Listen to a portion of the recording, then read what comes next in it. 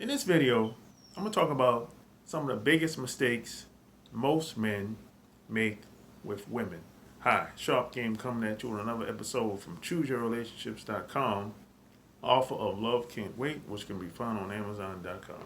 And P.S. by the way, before I get started, if you like this video, subscribe and click the little bell below. That way, when I upload a new video, you won't miss out. And one of the biggest mistakes that a lot of guys make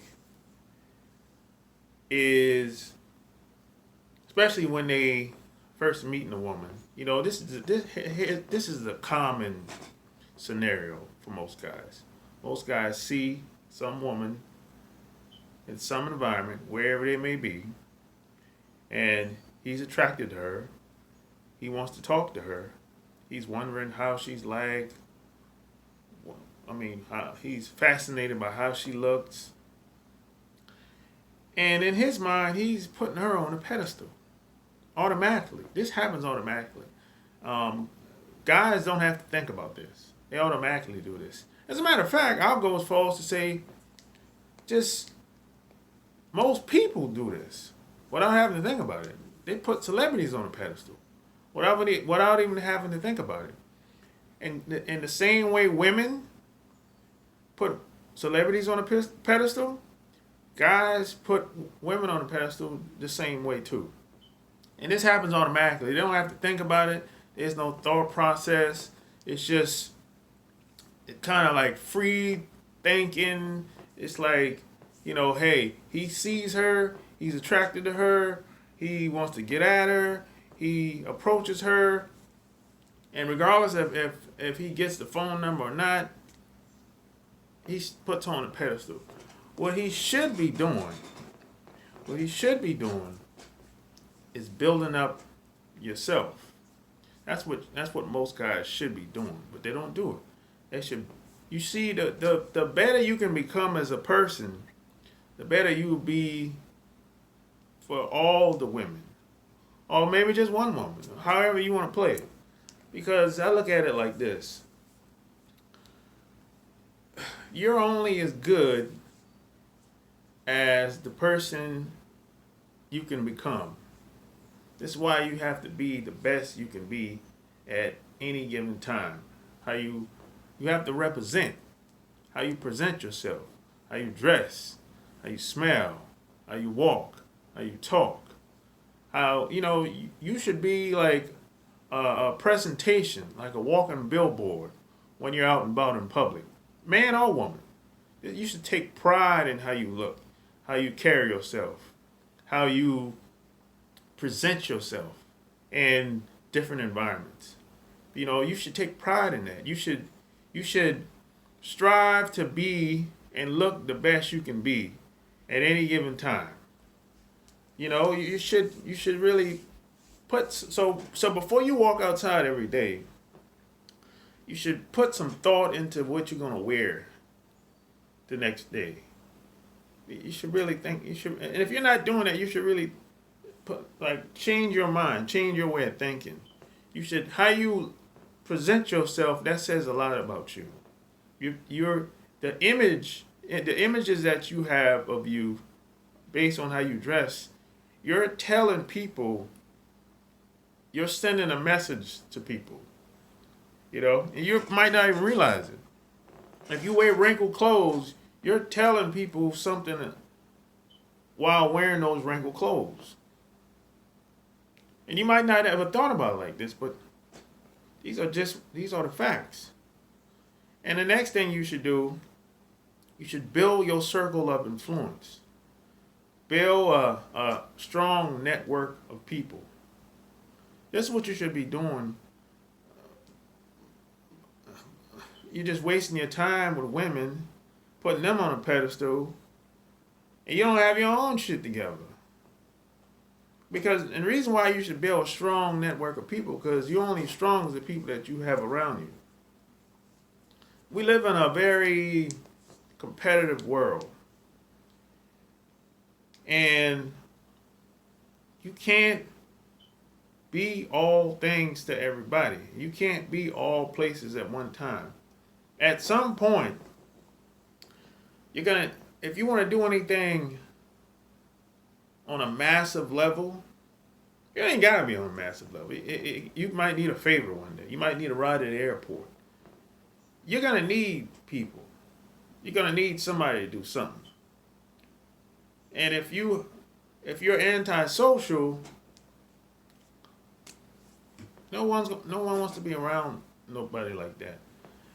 Now, to build a circle of influence, you have to be a very likable person. People have to like to be around you. And the quickest way to do this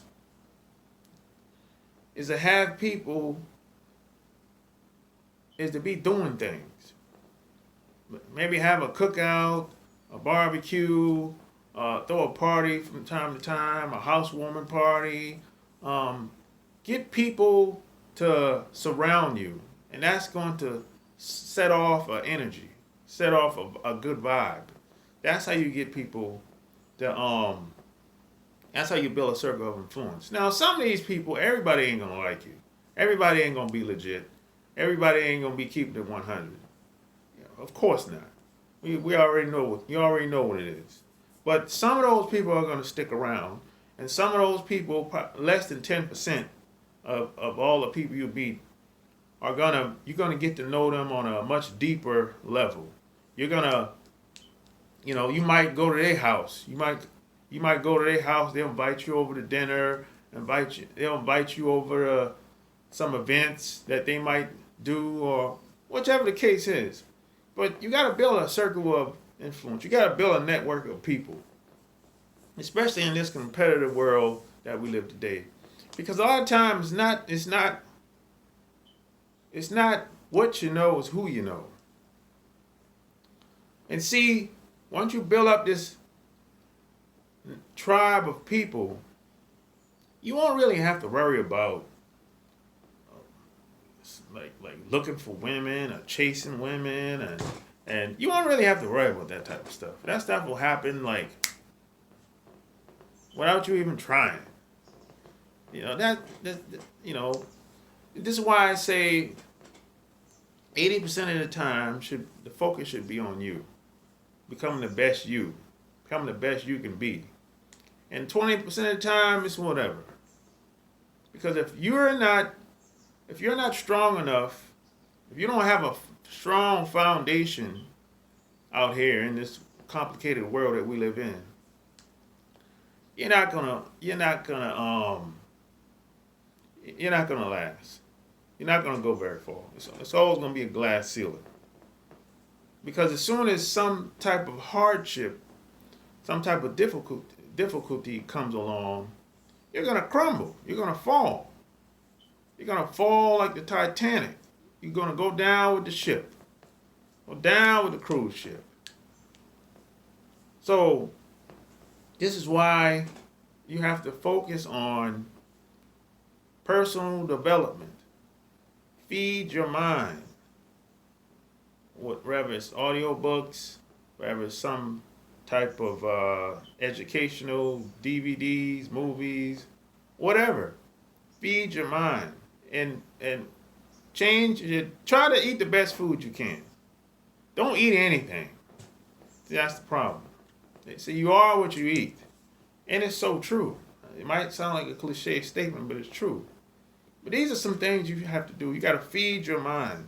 See, the more you can feed your mind positive energy that reinforces what you believe. And this has to be like an ongoing thing. This has to be like a lifestyle. Your car should be a university on wheels. You shouldn't be listening to the radio all the time. Even if you do listen to music, you should have a sense of balance. And you have to be conscious of what you look at on television, the movies you look at. That stuff affects your mindset. See, your mind doesn't know what's positive or negative, what's good, what's bad. You take all that stuff in, and that has a lot to do with how you think, your mood swings, your your your beliefs. You know, a lot of that stuff doesn't really help you, especially if you look at the news. It's doom and gloom all day. It's like everything's going to hell. So you gotta consistently educate yourself. I'm talking like, if you don't like to read, listen to audiobooks, Audible. If you do like to read and you have a hard time trying to get it in, read 1 page a day, or 1 page every 2 days. And get around people that's on the same page, like minds as you. Get around people that's always looking to grow. Always get around people that don't want to be mediocre, in a nutshell. Don't be around mediocre, average, lame people that are naysayers, the people that say, it ain't gonna work. My uncle tried it. Those types. You know what I'm talking about. The people at your job. Most people are negative. I hate to break it to you. Most people are negative. This is why a lot of guys don't. It's hard for them to break free from a lot of the mediocrity, because it's everywhere. It's at your job. It's at school. It's with your family. It's with your parents. A lot of us, we ain't had the best role models. Not saying you had bad parents, but your parents probably weren't high performance people, high performance thinkers, high achievers. They probably wasn't. And because we do what our parents do. We do what we see. We don't do what people tell us. So if your parents were high achievers, and that's what you saw growing up, well, that's gonna stick in the back of your mind. Doesn't matter how bad things get for you. You still always gonna have that drive. Always. And it's gonna be like, it's automatic. You're gonna get up every day. You're never going to be comfortable being average, mediocre. If you saw that growing up, because if you had that programming, that training, that's gonna always keep you always have that energy. Even if you're tired. You get tired, you go to sleep, you wake up, hey, I gotta get back on it today. I gotta get back on it. That drive, that comes from being a high achiever, a high performer.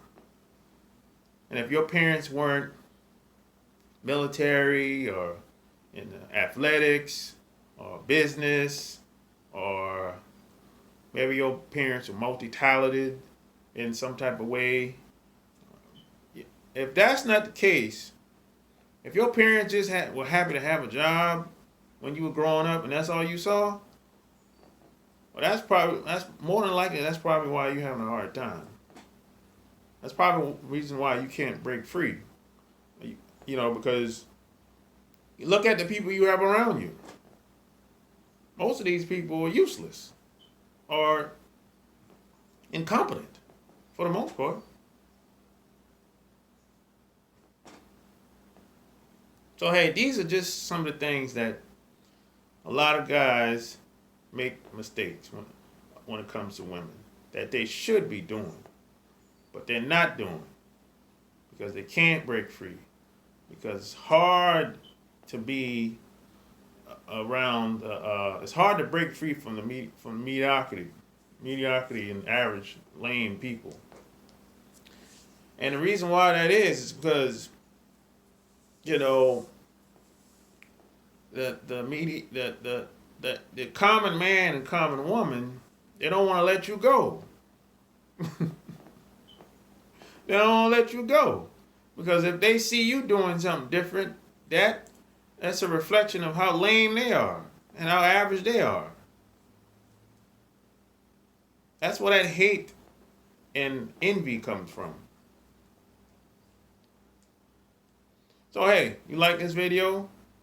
Give me a thumbs up, subscribe, leave your comments, concerns below. Until next time, I'm out. Peace.